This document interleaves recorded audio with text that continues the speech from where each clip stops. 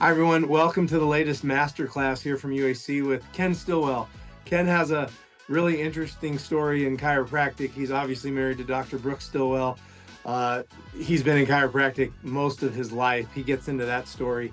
But Ken's the CFO and COO of a publicly traded billion-dollar tech company called Pegasystems. And so Ken's insights for what he does there and how that applies to chiropractors scaling their clinics. We also talk about private equity, when's the right time to bring on money under your business. We even get a little bit into AI and how Ken sees the best applications currently for chiropractors. This is a really fun masterclass. You guys are going to enjoy this one.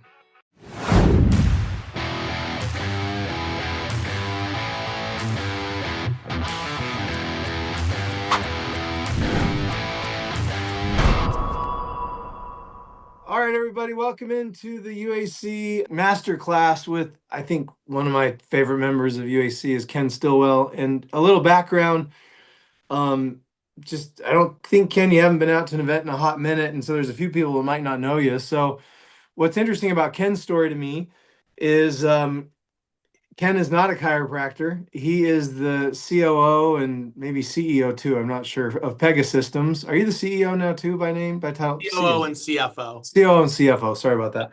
Yep. Pegasystems is a very large publicly traded tech company. So Ken has a very different lens than the rest of us. But Ken's wife, Dr. Brooke Stillwell, is a chiropractor member of UAC, and Ken met Brooke and her friend group at Palmer, which happened to be Dr. Eric DiMartino, Dr. Mark Mao, Dr. Lynn Mao. So the stories of you traveling out to Palmer when they were in school on weekends as you were out working, but they were graduating are epic stories, Ken, and always some of my favorites. But you've been around chiropractic as though you went through chiropractic school, I think. And so you've got this really cool lens of, chiropractic, you know what it is. You guys, your wife ran a practice for many years. And, but then you're in this tech world, you're giving financial reports to investors, institutional investors. And it's just always fascinating to me, the lens that you have and how you look at things in chiropractic. And so the title of this is this venture capital kind of a thing, and there's so many in UAC right now. There is this buzz around, how do I scale my business? And there's a lot of people in UAC. The average business is doing 4 million now. We did over 400 million collectively as a group last year. So this exit conversation is real, but then there's also a conversation I'm hearing equally as much as, well, what if you build it not to exit, but just because it's a great business that you want to hold on to? And you always have insights. Also, I'll give some background. Ken helped us set up the angel investment leg of UAC, where we funded businesses, and you sit on the kind of board of I Help Moms with the Browns that we raised money for. And so, Ken, I know that I just covered a wide range of stuff, but I wanted to just bring all the listeners that don't know you up to speed on kind of who you are and your background and what we've done together. But where's your brain land on all of that? What do you want to talk about? Well, I think it's interesting. You touched on, my wife Brooke, who's a chiropractor. Her father is actually a chiropractor as well, and a number of his siblings. And so I grew up under chiropractic care before I ever knew Brooke. I mean, quite frankly, really where I really didn't even know Brooke's family, but when I had an injury when I was earlier, I had a basketball injury. My family was, I would say they were a little bit more kind of non-traditional in terms of healthcare, and we weren't as quick to run to the doctor. Certainly I wasn't as a child. Yeah. I didn't really know what that all meant, except that just didn't feel right to me. And so when I had an injury with my knee, I actually went to Brooke's father. I was probably in middle school, maybe ninth grade. And so there's been actually a long relationship between our family, and then Brooke and I ended up, subsequently dating and getting married and having 3 boys. But when I was at Palmer, as you mentioned, I probably spent more time in the clinic than any of the doctors because I was the adjustment dummy, right? Like I would go in and get everybody their adjustments. So Mark would get adjustments. Eric, whoever was available, I was there because That's funny. I was living in Iowa for about half the week because I was traveling with my role and I stayed there. So I was in the clinic quite a bit. So I'm Oh, actually, that's and I funny. actually went to I actually went to, a number of lyceums and a bunch of classes. And so I definitely, I definitely feel like I understand a lot about the the value proposition and the industry, and then being around all of you guys, I've learned about the business model a little bit more, right? And Yeah. some of the challenges. So I think maybe an interesting theme that we could talk about might be this dynamic of of the concept of you're a business that's reliant on yourself, right? When you're small, and then you try to make the business less reliant on your own Hmm. hands and the ability, because as we get older, you want to create value, and the value is just connected to you, then the value is only as valuable as your ability to be in the office. And that Yeah. is the same in business, in other businesses too, right? If you don't build a good team and you don't do the things to help the business scale, you're very dependent on a small number of people, like key people, and businesses tend to hit thresholds where they can't get to the next level, which is the biggest problem entrepreneurs have, is that entrepreneurs typically do so many things well, but not at scale. So they end up being really good getting a business to a certain point, but it's the rare entrepreneur that can take a business from 10 million to 50, and even more rare to take it from 50 to 100, and quite frankly, very unique to take it from 100 to a billion. That's why you don't see many people like, Bill Gates. There aren't that many, or Mark Zuckerberg. We see them, but we don't, but it's very uncommon. Like if you look at the number of companies that Yeah. have their founders, we could name probably on both hands the number of companies that actually still have their founders. And Everyone else and Ken, transitions. if I Yeah. remember right, you're still working with your founder at Pega, right? Yeah, actually, the company that I'm at, our CEO, Alan Treffler, who was the founder of Pega, he's actually been the CEO since he founded the company in 1983. But once Wow. again, super rare that can happen. Well, because you have to have the combination of the you have to live long enough to be able to do that, right? And he started the Yeah. business when he was like 24, right? So like he started the business very young, but also you have to have the same interest and passion level. And many times the monetization piece is a piece that trips people up, because many entrepreneurs start businesses to have the liquidity event, to have an exit. And Yeah. once your financial profile changes, your passion level sometimes changes. Now, that's not the case with my CEO, or with all the names I mentioned before, but like you even saw people like Jeff Bezos. I mean, clearly Amazon didn't light his fire anymore, right? Like, Yeah. and it was time for him to move on. It happens to the best of us. Ken, can you just, this is public knowledge. What was the top line? Give some people insight. How much revenue did Pega do last year? Yep. Briefly touch on the industry you're in. And then what always blows me away is how many employees are underneath you and you're responsible for. Can you share some of that Yeah. data? So we're around $1.5 billion in revenue, which for software puts us kind of in like the largest 100 software companies in the Hmm. world. We're growing like low double digits, kind of 10 to 15% growth. We've been growing that way for the better part of 35 years. So like it's been Wow. pretty consistent. Yeah.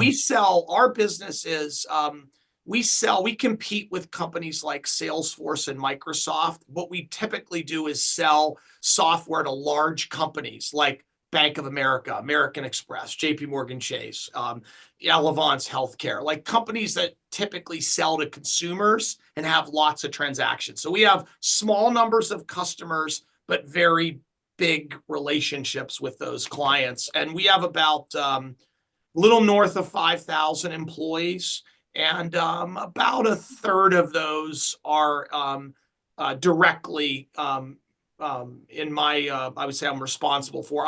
In my role, I view that all 5,300 are in my role. Yeah. I have to think that way, but in terms of like organizationally, it's probably just under 2,000. So that's where, just the scale you're working at. And then let's zoom all the way down to maybe the typical UAC member who's still, let's just focus on somebody who's running clinics. And there's a lot of folks in UAC that have 2, 3, 4 clinics, or a small chain of clinics, that are maybe an average of 5 million of revenue, let's say. So they're the point to where the founder's the CEO. Maybe they're still practicing a day or two a week, but maybe they're not. Yep. But they're a long way from the journey you've been on. Where do you guide people? Where do you advise them to, they've gotten to that point where they've maybe proven it's not just their own job, but they're a long way from scaling this to even, like, say, a joint, where do you direct, where do you see people get stuck in that mode? Where do you see the misstep? So if you break your business up into a few components, and you think like there's a component of, like, the lead generation, so to speak, right? And then there's a component of converting those leads. And then there's a component of delivering the service. And then there's a component of, like, running the business. I'm just randomly picking just themes. Sure. What a lot of entrepreneurs or business owners really get wrong. So if you start with what's the mistakes that people make? The one of the biggest mistakes is that they think they're good at all of those. And the reality is nobody is. You might be okay at some, but you're always going to be able to find somebody better at a few of them. And the more that when a founder, I've talked to so many founders in chiropractic and in tech and in other industries, and the biggest connection point with success that I have determined from talking to them is the founder that says, I know what I'm not good at, and I need to find people to help me with that.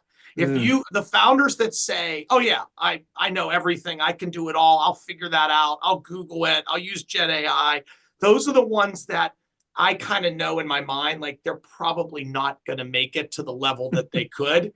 And you feel bad seeing that, but also sometimes people don't want to hear that, right? They want to believe that they're good at everything. So once you know what you're good at, and by the way, none of those, I just named 4, but split up your business any way you want. Once you know the 1 or 2 that you're confident, you love, you're passionate, you're good at because you get feedback from people, you're differentiated in that area, lean in there and get people around the other ones, the other pieces, to really take those over, and then build the right operating cadence and the right KPIs and the accountability and the incentives for those individuals to actually drive those things. You will then get to a point where you realize, and this is really hard, this is where the best CEOs function, is when you realize that you're better off to do none of those things, but actually lead the organization and get the best people you can doing each one of those. And that's when you reach that point, then you've achieved what I would consider to be a real CEO, right? A CEO should really drive 2 things primarily, and other things as needed. They should drive the strategy, they should drive the culture of the business. And if you do those 2 things, I think you have to do. But CEOs don't have to do any of the other pieces if they get the right pieces in place. So if you think about that, drive the strategy, drive the culture, lean into the stuff you're passionate about, give up control and everything else, but with a trust but verify kind of approach, right? Where you actually have the right metrics, the right engagement. And I would say that's a very simple, like I said that in 60 seconds, very simple, super complicated to deploy. Egos, insecurities, trust, misconceptions, like, it's just, that those things all seep into us as entrepreneurs.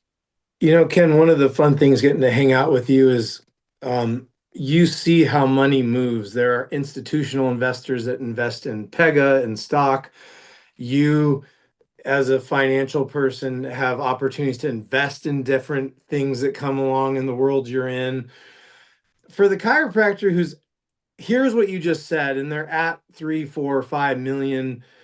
So maybe they're looking at, they don't have maybe the margin to build that team yet. Even though they're at scale, they're still wearing 5 hats, and maybe they hear you, then they know they suck at 3 of them, but they don't want to spend the 250, 350, 450 to hire the A players that they could bring in, or they don't have the money, the margin.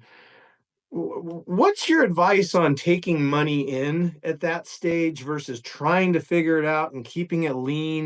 Do you see the private equity, the venture capital as a time bomb, and they're giving up ownership and they're better to preserve it and figure it out and take loans or bootstrap it? Or do you think, no, you do accelerate it by bringing in the outside smart money? And where's your advice for a business kind of UAC size who's trying to make that decision of, do I bring investment? Do I not? I think a couple things come to mind. One is I would advise, or I would suggest, that the owner really have some time thinking introspectively around what they want from the business. Are they 25 years away from having that discussion about being out of the business? Are they 5 years away? Are they 5 months away? Right? Where are they in that journey? And what do they think? I've talked to chiropractors. By the way, I've talked to small business owners that have an approach, which I'm not sure that I would necessarily agree with, but I would say their approach is that I'm going to run this business as long as I'm here. And if I'm not able to sell it later, so be it, right? I'll give it to my kids, or it won't work out and I'll shut it down. And I don't think that's I don't think I think that's a lost opportunity, but that's a perspective that someone might have. But if you're thinking about the business being an asset, if you think about the business as an asset, the analogy that I would use is, you have a house, and if the roof starts leaking and you can't afford to fix the roof, you don't say, well, I can't afford to fix it. You think about the impact of that water leaking and ruining the floors and you think, I can't not fix the roof, right? You have to kind of think, what do I want from the business? And then how do I think about the important investments that I need to make into the business? So let's jump to the point of, the business is an asset. I'm working in it now, and I want to sell it for something in the future. If that's the scenario, I want it to be worth something. I think that the concept of bringing in partners, money, or other senior resources, let's just say it that way, is really a decision that I think is around, how much risk can you take? If you need to live, if you are living in a certain lifestyle and you can't afford to bring in those resources, then you're bound by that. But there are other ways you can bring them in. You can bring them in with a profit sharing scenario. You can say, I'll bring someone in, I can't pay you as much up front, but maybe I'll give you some of the outcomes that you get. You could bring in a private equity firm or an investment firm to come in and buy a portion of the business to create some liquidity.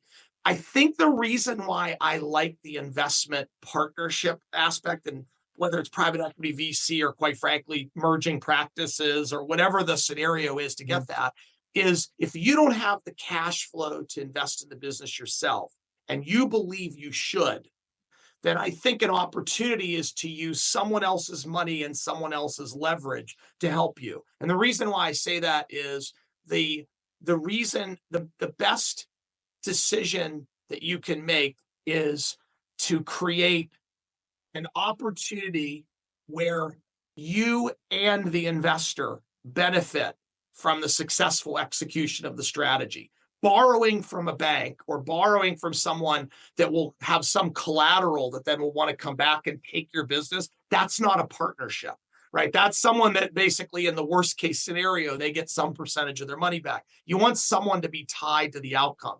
And many times these private equity type firms are very tied to the outcome. That's the reason why it could make sense. I'm using private equity as a general point. Yeah. But so if you're ensured that you believe you know the strategy, you know what can be achieved, you just don't have the capital to achieve it, then bringing a partner in, the partner that's vested in the actual outcome, that they're not going to make money unless this works, is a very good alignment. And I think it creates accountability for you as an owner. But once again, before you get to that point, you've got to be comfortable that you want that outcome that you're trying to get to, and that you're prepared to lose control, which is a really important point that I've talked to my father-in-law about this, is in the past, is, he's a sole practitioner, chiropractor. He really likes the concept of having it be his office, right? Bringing in new partners, people have other opinions. You don't have control anymore. So everybody has a different view, right, of what's important, and not a right or wrong. You just have to think about that. And I think what Yeah. you're talking about is you're a $4 million, $5 million practice, or you've got multiple doctors, you probably have multiple practice locations, you've Mhm. figured out how to get something to scale. Now the question is, can you get it to 50 million? You're unlikely to do that without bringing in some type of financial sponsor. At least unlikely to do that in a fast way, right? Yeah. It's harder to do that with speed. So then how, the typical chiropractor doesn't know this world, and there's a lot of money in the sidelines right now. How do you help them kind of, there's some sharks, there's some people who would make great strategic partners. There's probably a lot of things in the middle.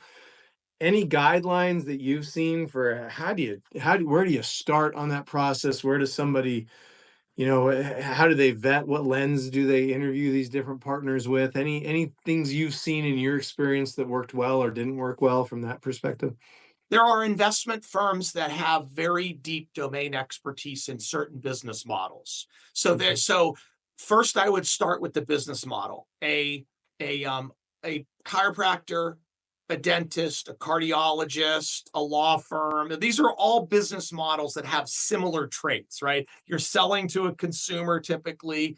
You have a large amount of value for the services that the person provides. You have some level of a third party reimbursement in some cases where there's so assuming that model stays, I think you could look at firms that have invested in business models similar to chiropractic. That's point one. That's at Yeah. least someone that knows the model. The Yeah. second thing that you want to do is you want to get your business.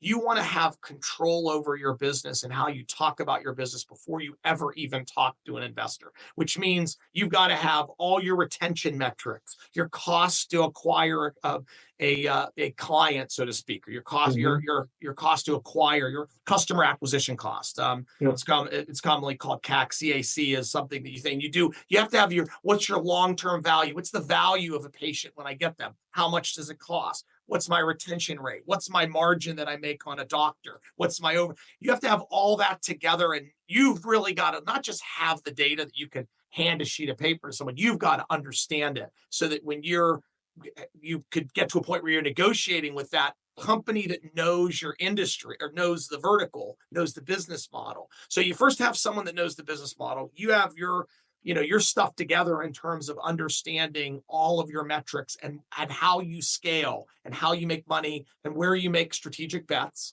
Then I think you've got to screen some of those investors, assuming that you have the luxury of actually maybe having more than one be interested in you. You got to make Mhm. sure that is it going to be a cultural fit?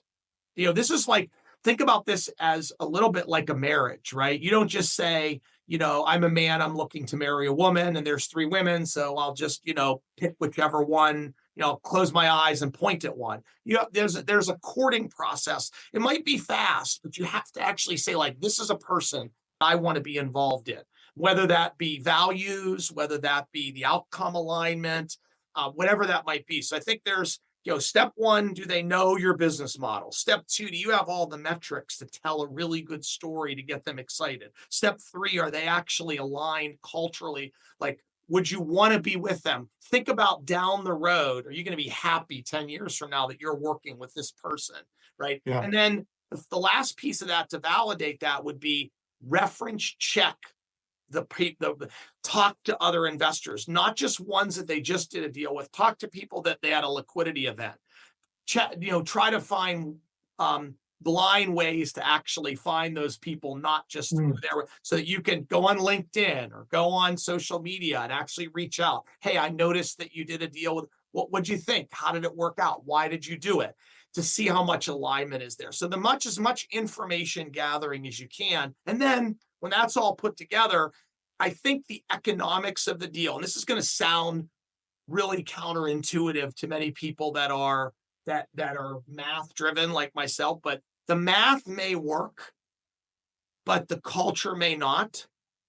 That's a failure. The math may not work, but the culture works. That's at least in play, right? Hmm. Because the math isn't it's not a binary thing. Yeah. Everything doesn't just happen like a spreadsheet. So I think if the culture works and the math is in a range, you can do that deal. But if the Yeah. math works and the culture doesn't, walk away. Yeah, that's great insight, Ken. Quick pivot, just because you're in this world. There's quite a buzz in chiropractic, and everybody seems to have this desire to use AI in the clinics. And it seems like it's all about 80% of the way there. There's the bots, agents that can answer phones, but they don't quite integrate with the schedules. And when you hear them, you can still kind of tell they're AI. And one of the Chiro threads this last week was talking about a specialty clinic, like a pediatric clinic. You got to be careful because you got the parent of an autistic child calling, and you got an AI bot that's just too generalized. You can really mess up that relationship. Um, a lot of people trying to use AI on outbound sales when they're running different marketing, and they're using, platforms like Go High Level, and they want to quickly reach out to people. Yeah. Um, from your perspective, where you sit, for a small business like a chiropractor, brick and mortar, do you think it's a little premature? Do you think people need to be looking already at integrating that? Do you just have any insights into where that might go, where it is now? Is it a distraction? Is it an expense that's not worth it? Is it something they definitely need to start entertaining now so they're not left behind? How would you advise? So one of the things that there are certain entrepreneurs and small business owners sometimes get caught on trends too much. So I want to start this conversation just with a cautionary tale of um, things like crypto and Gen AI and everything. Small business owners, typically the first thing they think is, oh, that's a get rich quick scheme, right? Like, how do I actually do that? I heard people were making, I heard people were buying $50 million mansions in Puerto Rico. I need to be in crypto. But the reality is you may know nothing about crypto and you may lose a ton of money, or you might make money. It's a gamble. And so Gen AI to me is not that. Gen AI is real. But I think it needs to be put in context. You mentioned 80%. I would say Gen AI right now is probably about 10% of what it will actually be when it's actually like fully manifested. What it's really good for right now, and in the context of probably the audience of who's listening to this, it's really good at like summarizing notes for your patients, or voice translation, or asking a question about a patient and going out and searching all the content of the data around that, and maybe giving you information about what might, instead of you going back through all the notes of a patient and trying to figure out, maybe it could give you a 2-sentence summary before the patient comes in that you could say, here's what's happened in the last 3 years with this patient. Those types of things, it's incredibly powerful, and I would encourage everyone to adopt as much of that as possible, because that is a real value proposition for Gen AI. The second one that I think is very real is on managing intake. Like, so that could be a question, scheduling. I need some information. So that could be enablement, learning, training, but also dealing with customers coming in or patients coming in. I think it's pretty mature there as well in terms of what you can do with it. Meaning I don't think it's going to change a lot from where it is in terms of that intake and how it can manage that engagement. So those are areas I would go after hard. I would just know that your audience, when I say I'm talking to chiropractors now, unless the nature of chiropractic becomes remote, there's a tool that adjusts you and you all do it through a bot. Unless that's the future of chiropractic, there is a personal aspect of the delivery of your service. And you have to think about Gen AI in the context of what the customer, client, patient wants from that experience.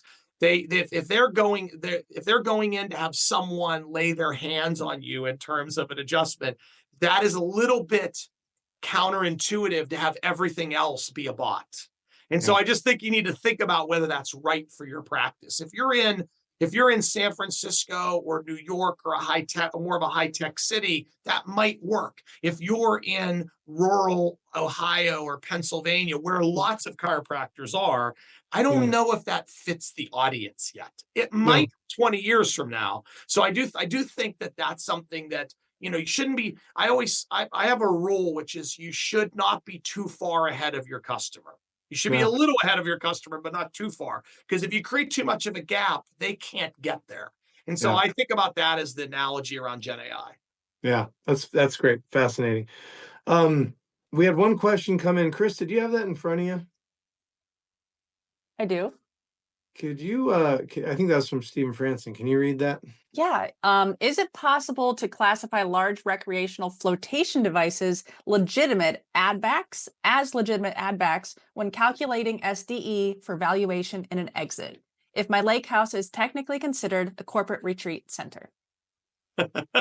so I think the question is, how much can you intertwine your personal life with your professional life, right? And In terms of a house, which I always heard was a bad idea, because you go to sell, you don't want your house wrapped up in the asset of the company, right? yeah, so an interesting. So I would say I'm far from a tax expert, but I will tell you one thing you can do that is interesting. So you can use a property in the context of business. You can rent the property to yourself. You can do retreats. You can use that income against depreciation, meaning you can actually get a deduction from your business, depreciate the asset, offset that income that you're getting from your business. So essentially, you can shift income into the property. And then the question is, yes, but when I sell the property, I'm going to have, like, the whole depreciation recapture for those of you that have owned real estate and all that.